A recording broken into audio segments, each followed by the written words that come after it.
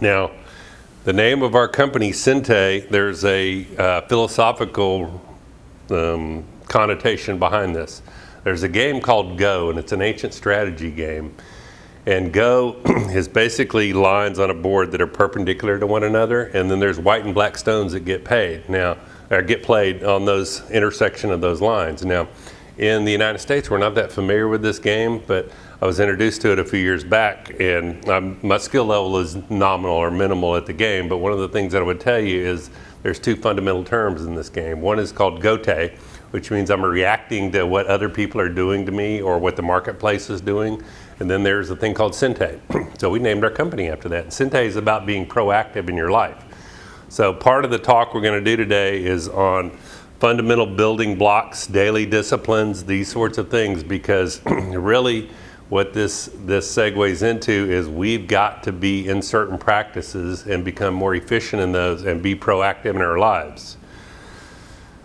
I'm going to speak today in the space of fundamentals. One thing about fundamentals, which is really interesting, is they can apply to all businesses, all circumstances, all the time, and you can relate these to your specific situation, your specific business. Now, the thing I like about fundamentals, because I learned this a few years ago, is that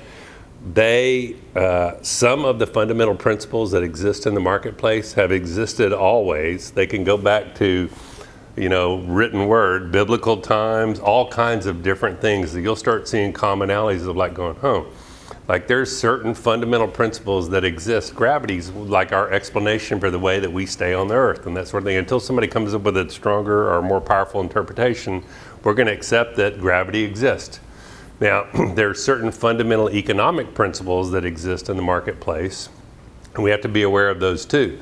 Number one is that, and it's interesting, Dan Pink wrote a book called Drive, and I'm reading it right now, but there's a video on YouTube if you get a chance. It's like his whole book in like rapid fire whiteboarding, but he speaks about what drives and what motivates people to change and do stuff like that. So his claim is that task orientation type of things, people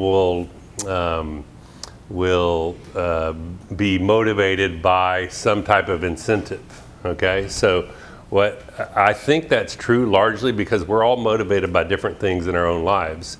And I don't know that I quite accept the claim that it's just for task orientation stuff, because we're different types of people and different personalities, so we're motivated by different things and we drive based on different things. But human beings typically respond to incentives. That's a fundamental economic principle.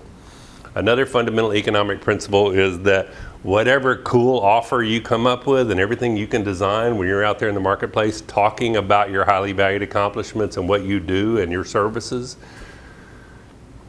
people will either understand that story and get that or not. And sometime when they don't understand what the heck you're talking about, and then they don't get it, and then like there's no way to make an offer there. So the indifference principle exists in a way where if your offer sounds like everybody else's, like, hi, I'm in the mortgage business, I help people with loans. Great. Me and 110 other thousand people in this country. Okay, now why would somebody specifically do business with you? And what we want to think about is the building blocks associated with that. Why would they do business with you?